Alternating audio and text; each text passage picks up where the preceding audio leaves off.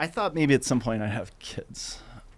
Maybe. Like, it was just like, wouldn't this be cool to be like, look, Junior, your dad was cool at one point.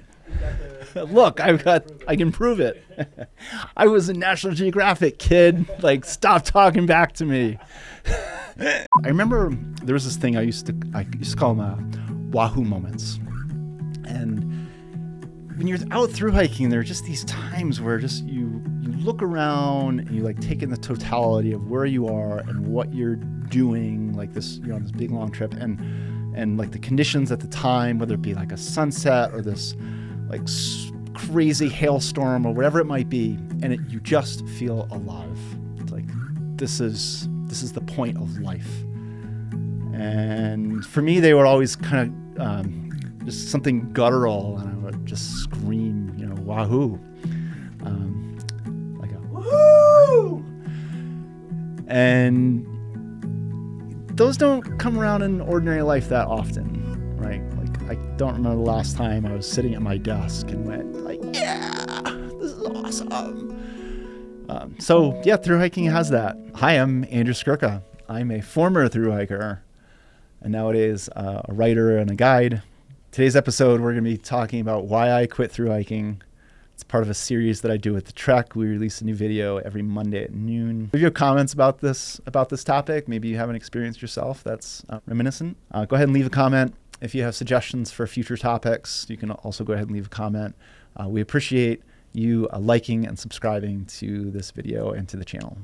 Before we get into today's video, we are looking for comments that we can use in a future mailbag episode. And if we love your comment, which you can leave, drop below, we will give you a Trek branded buff. So I look forward to reading your comments and doing that future episode. Thanks. So my first real backpacking trip was the Appalachian Trail in 2002. I was 21 years old. Next did the Colorado Trail, 2004. Fall of that year, I started the Sea-to-Sea route up in Quebec, and I walked 7,775 miles to Washington State, finishing in June or July of 2005. I hiked the length of California on the Pacific Crest Trail in like summer of 2006, averaging almost 40 miles a day, which at the time was nuts. Then did the Colorado Trail again in August 2007. I started the year by going to the North Shore of Minnesota and doing the Superior Hiking Trail and the Kakakapik Trail and the Superior Hiking Trail in January, called Ultralight in the Nation's Icebox is what I called that. April of that year, I started the Great Western Loop at the Grand Canyon. So that was 6,775 miles, 207 days. I averaged 33 miles a day for 207 days, taking 5 days off, like 2 or 3 of which were for a funeral. 2008, I hiked the Sierra High Route and I walked across Iceland east to west, and I did my first ultramarathon, Leadville 100, signing up, I think, like in June, which you could never do nowadays, and finished second in 18 hours and 17 minutes, something like that. Oh, the things you could do when you're young. 2009, I went to Alaska. Actually, in the spring, I did most of the Hayduke Trail. I started in February at Arches. And then when I got down to the Grand Canyon, I stayed in the Grand Canyon and walked on the South Rim from Nankoweap all the way past like Bass Trail out to like the Esplanade.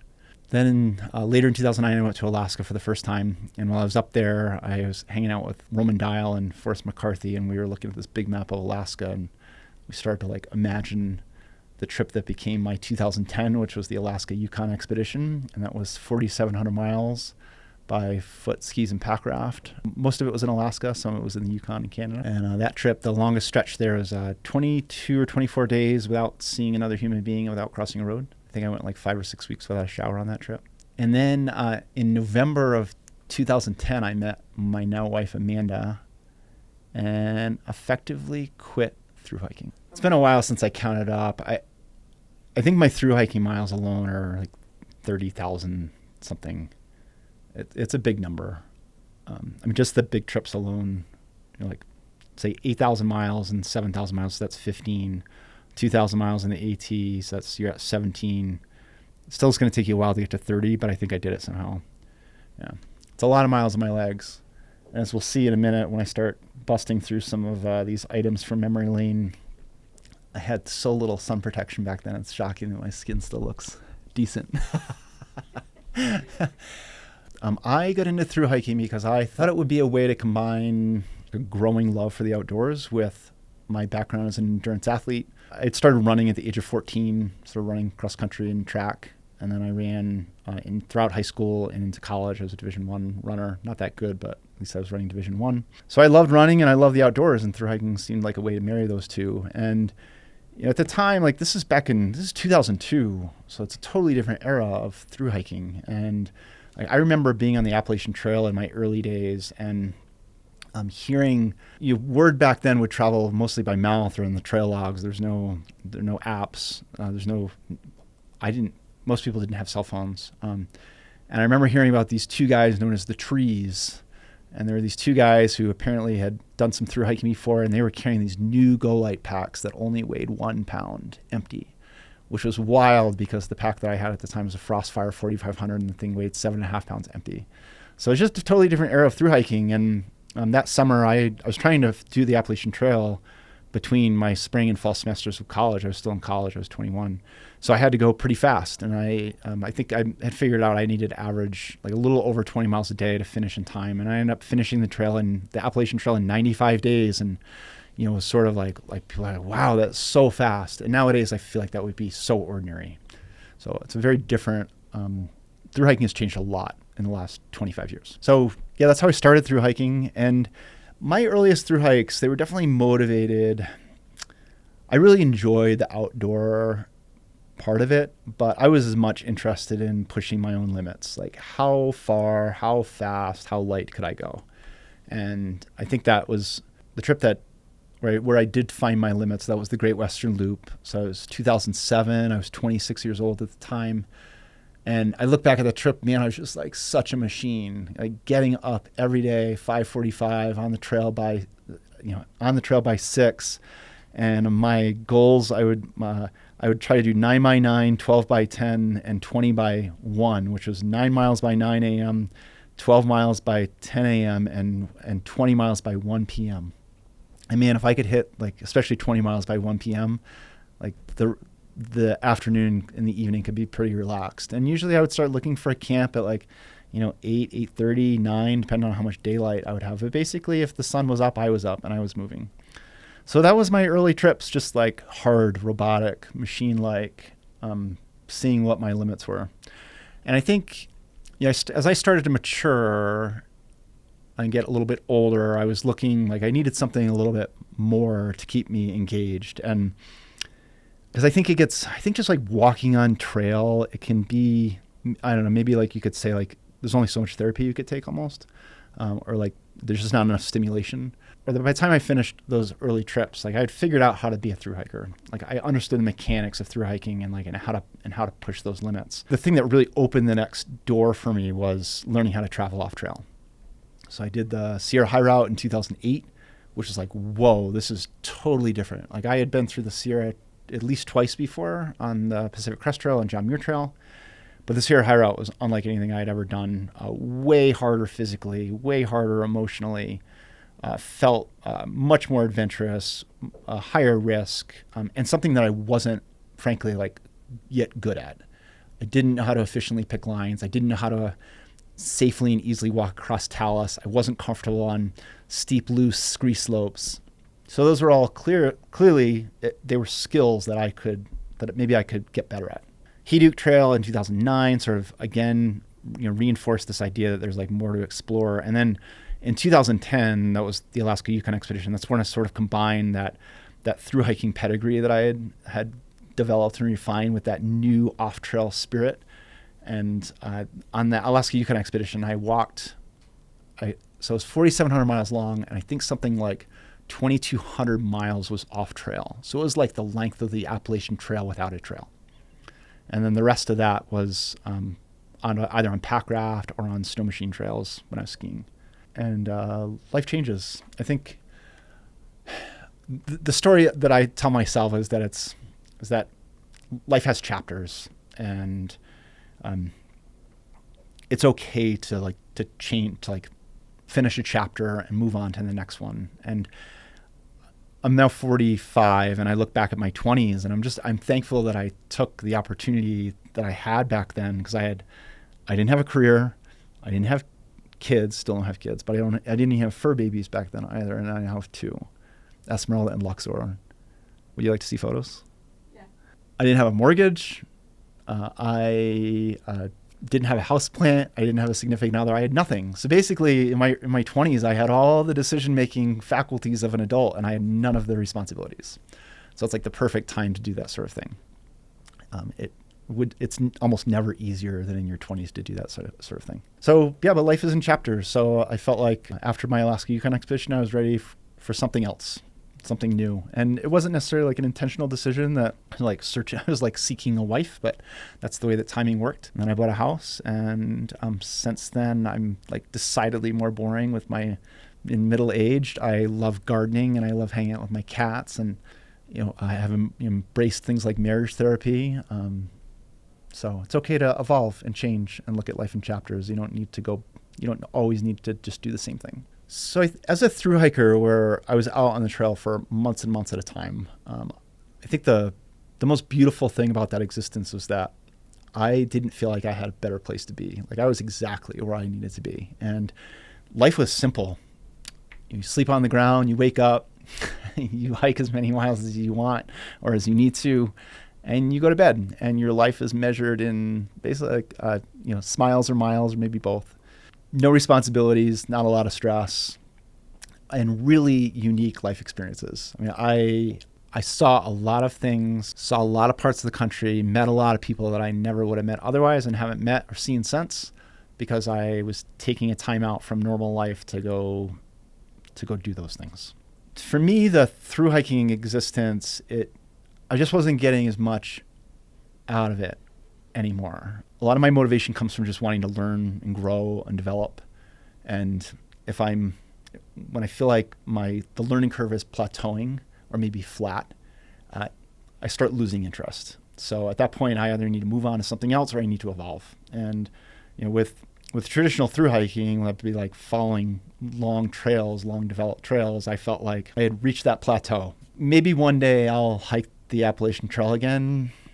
Maybe I would do it with very different motivation. I wouldn't be interested in like learning how to backpack or like being, connecting with nature. I would go out there to like study the plants and look at the birds and like hang out with people and like go into trail towns and understand like what all those areas are about. It would be a very like different type of trip nowadays. After the Great Western Loop, again, I felt like I needed something different. So I just sort of stumbled into this off-trail thing. Started with the Sierra High Route, then the Hayduke Trail. Then I went up to Alaska, where it's like largely off-trail. And it was just sort of eye-opening for a couple of reasons. One is that by learning how to travel off-trail, I could access areas where there had been no trail crew, no guidebook author, no cairn building backpacker before me, where I could just look at a map and figure out how to get there and go see what was there. The feeling that I had was that instead of being a passenger on my adventures, where I was just kind of, I remember being on the Appalachian Trail and feeling like I was being guided by this like magical hand, because I didn't even carry maps on the Appalachian Trail. So I was just like going wherever the trail took me. I was just a passenger. And when you travel off trail, it's the opposite. You're the driver. And that was really fun and made it. I loved the sense of exploration and adventure and a little bit more risk taking. I felt like I was learning things. So, and that I would say has continued to keep me very interested in backpacking. Like I look back at that period of like 2014, 15, all the way through like the pandemic, where I was putting together these high routes around the American West. So the Yosemite High Route, the Fifth Traverse, the Wind River High Route, the Kings Canyon High Basin Route, all of those routes, they were an opportunity for me to push those limits and to explore those areas, and also try to share them with other people as well by putting together guidebooks for them.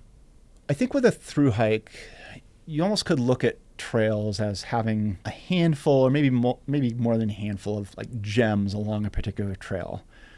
So for example, if you are on the Pacific Crest Trail, Southern California is the first 700 miles, like they have some good stuff. But really like the Sierra, like when you get to the Sierra, you're like, wow, this is stunning. And then you make your way up through Northern California, and like the first time you see a volcano, you're like, wow, that's exceptional. And then you get up to the North Cascades, and again, it just hits you like you're in a really special place. But honestly, like there are a lot of miles in between those gems where you're just out there covering miles.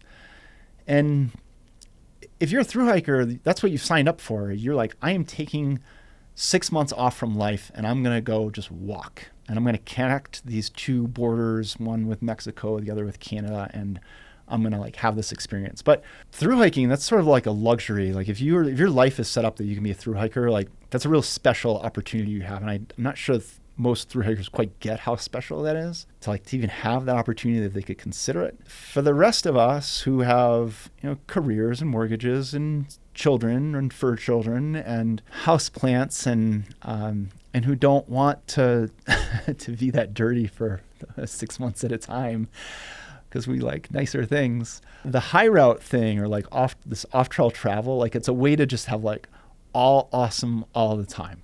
So like if you go do the Wind River High Route, you leave from say like Bruce Bridge, and within about like 5 miles, you're like, oh, this is getting really good. And then within the first 20 miles, you've already climbed a 13er. And then from Wind River Peak all the way to north to Downs Mountain, it's just awesome. It's like 2/3 off trail and some of the most magnificent mountain scenery that you've ever seen.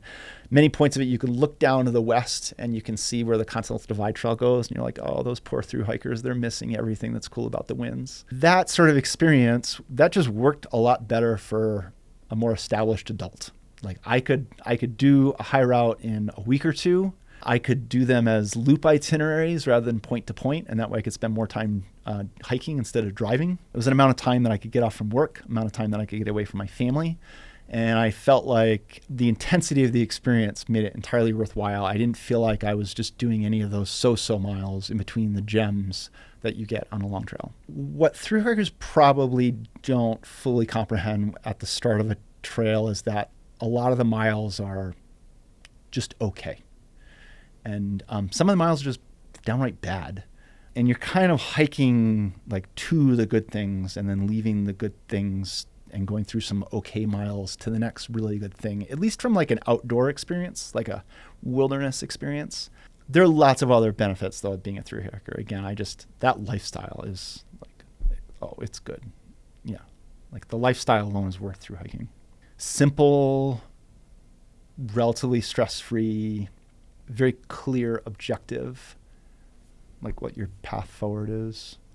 Very few distractions. It doesn't ever feel chaotic, or it doesn't just feel like you're just along for the ride or in some kind of rat race or like a hamster wheel. I don't think have you ever heard a thru hiker say it feels like they're on a hamster wheel or that they're in a rat race? Yeah, so it's really good. Thru hiking is great. If you've never done one and it appeals to you, you should try to make it happen in life. Yeah, so in this box, this is a box that I think I've opened it like 3 times since packing it many years ago. I'm not like a particularly nostalgic individual. I don't have lots of items from long ago, but these are just a few items that I kept with me over the years. So we're gonna see what's in here. So looks like I have. So this is this Ziploc bag. It says it's resupply number 15 in Oroville, Washington. So I went through Oroville twice. Once on the Great Western Loop and another time on the C2C route. So these are data sheets. So back in the day. A data book, it's like a spreadsheet of key landmarks. So for example,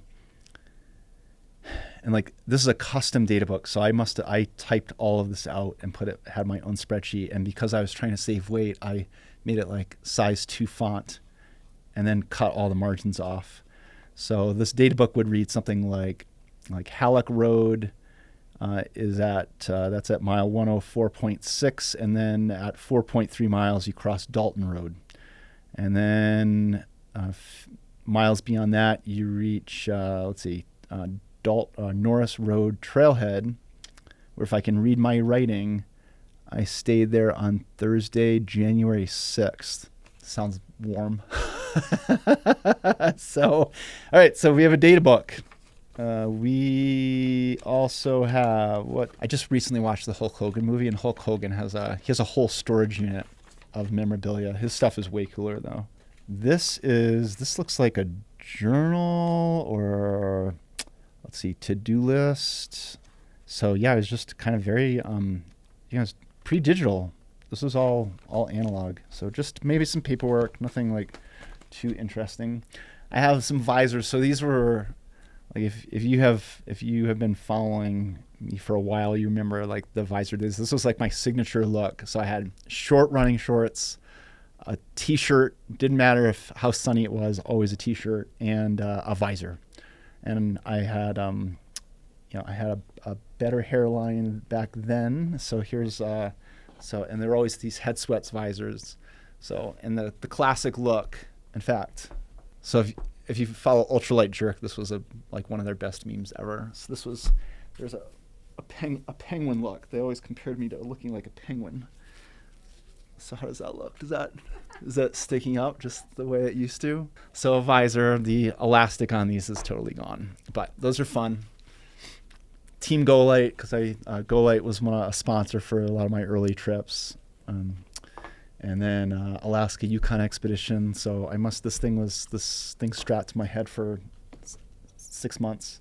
I think I liked the airflow, and in your 20s you don't care about like sun protection. It was a look, like it was more a little bit like it was kind of an more athletic look. All right, so I have this is a National Geographic. This is the March 2011 issue. My Alaska-Yukon Expedition was featured in this beautiful 16-page story. Let's see, this was like a spread. Where is it? Yeah, look at this, even like a centerfold. So the Sea-to-Sea route, the inspiration for it was a Backpacker magazine article where it talked about the possibility of linking together existing long-distance hiking trails. So you could link together the International Appalachian Trail and the Appalachian Trail and the North Country Trail and the Continental Divide Trail and the Pacific Northwest Trail. So they did this nice article about it. And I was in my formative college years, I was like 20. I remember reading that article and going like, oh, I'm going to do that. This looks like a pack liner, which I don't know why I felt like that was important to take with me. This is a wind shirt. This is one of the original wind shirts. This is a Go-Lite, probably 2007. And it's so ordinary now, but at the time, I mean, this is like 20 denier fabric. Like you would have seen this in a store and you would have went like, oh, what is that? That's crazy. Nowadays, shelters are lighter weight than that fabric. This is my headlamp. I don't remember what trip this was on. I think this is called the Black Diamond Ion. It still actually works. I don't know what battery it uses, but I'm sure it wasn't easy to access, and it probably wasn't one that you could just get at a store because that's the way it used to be. Definitely wasn't rechargeable. This is my short sleeve shirt, so I'm starting to like build my look here. Obviously, I liked blue. And then, do I have them? I do. So these are the shorts I wore. Shorter the better. I remember, I was 23 years old, 24 years old, like walking across the country. And like I was walking through like farm towns in North Dakota and Montana, and like with these short running shorts, and I don't think I could do that nowadays. Just don't like, I think at the time, like in those days, like, I could have been like the next door neighbor's son. I could have been their son. I was like, clearly like I was young and like doing the whole, like, I just want to see my country thing. I think nowadays it would be a little bit more weird. This is a very dirty, this must've been how like sun protection back in the day. So this was my long sleeve. It looks like it has seen quite a few miles or a lot of dirt. Back then, so this is like no sun hoodies. So it was like short shorts, long sleeve shirt, and like a visor, and a lot of sunscreen, I guess. This is, God, it's actually surprising this stuff doesn't smell worse than it does. So this is the shirt I wore for most of my Alaska trip. This is a ex officio Halo bug shirt. It was the first time I ever had a permethrin treated shirt, and it was awesome because without permethrin on the Alaska-Yukon Expedition, it would have been pretty disastrous, I think. And this is a big banner. My mom made that when I was finishing, that's probably like the C2C route. So finally seeing her son after he spent 11 months away, just some more clothing. Oh, this is a good one. So this is an original Go-Lite Jam backpack. So this is what I used for most of the C2C route. Notice some of the modifications to it. I removed the back panel. It had like a foam back panel. I cut that out. And then all of the webbing is all shortened because, you know, those precious tenths of ounces. Also notice how like primitive it is too. It has these like very, you know, by modern standards, poorly designed side pockets on the side and like no hip belt pockets. So like kind of poor accessibility. I think it weighed 14 ounces. It's pretty cool. I kind of thought I was hot shit back then. I have my sponsor patches on my shoulder straps, balance bar. They gave me a grant to do the C2C route, and then more Go-Lite patches. It's like I thought that like the paparazzi was going to be filming me as I was like hiking or something. Oh yeah. All right. So this is my poncho tarp. So I don't want to open it because the fabric is old enough. But yeah, it's poncho tarp. It weighed like 10 ounces, made out of silicone impregnated nylon. And it's remarkable. Like, so this was my rain gear and my shelter. And with the exception of the winter section of the C2C route, this is what I used. And like, I guess I was so good at enduring misery back then because I've never used one again since, because poncho tarps, turns out that they're poor rain gear and they're also poor shelters. And somehow but man, you know, got to save those ounces. You're hiking a lot of miles. Sometimes when fabrics get really old, they will crack. So I'd rather just stay in a wad. But I believe that this poncho tarp, it probably wasn't huge, but it was probably, you know, maybe like 5 feet wide, maybe 6 feet wide, and then, you know, probably 8-9 feet long would be my guess. This is another wind shirt. This was like this is a big deal. Like Go-Lite, you know, they're big advertisements. They would put this wind shirt in its little pocket right next to an apple to show how packable it was, and that was like a real selling point. Again, like this, it's so ordinary now, but at the time it really was an amazing piece of equipment. Wow, more visors. Another visor. All right. Okay, here this is a water resistant bivy sack. So, you know, this is probably from the Great Western Loop. I was just tarpon. This was my tarpon bivy days, so I didn't see precipitation that often on the Great Western Loop because it's in the American West. It's a semi-arid climate.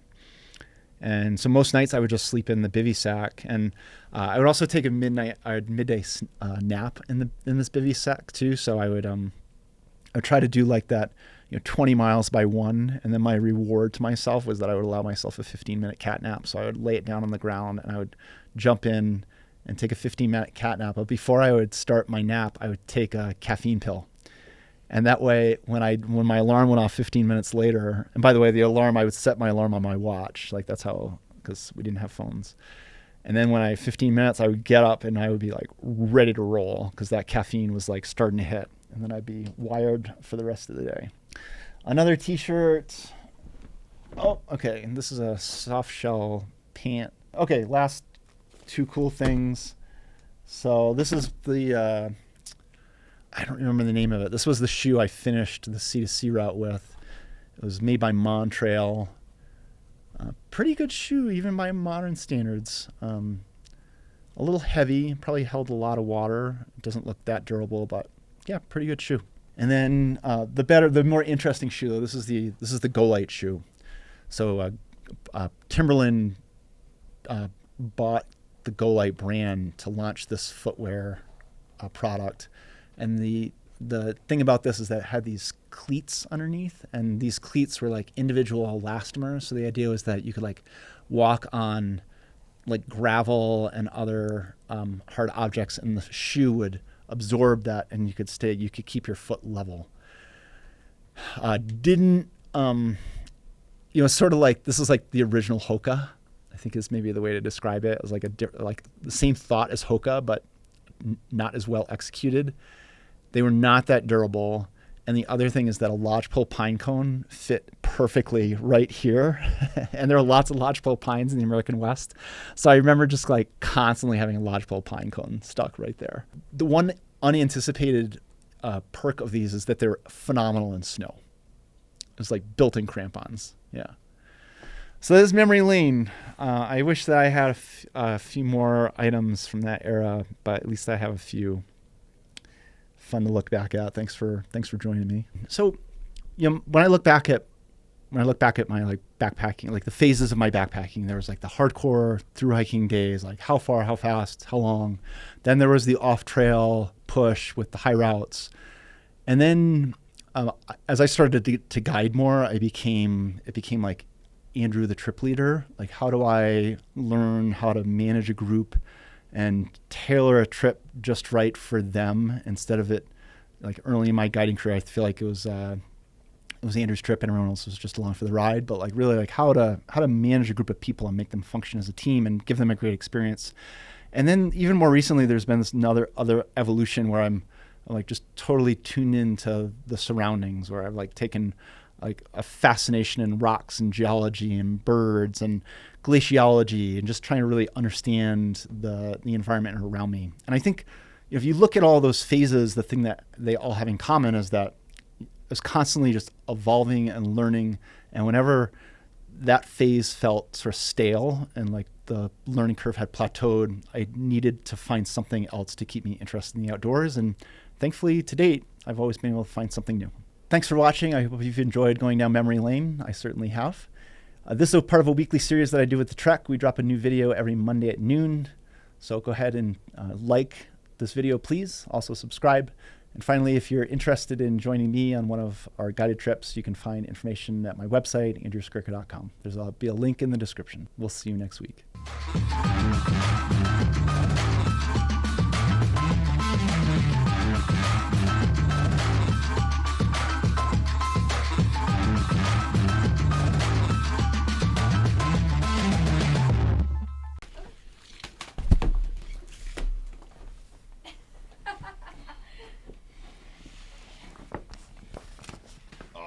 Man.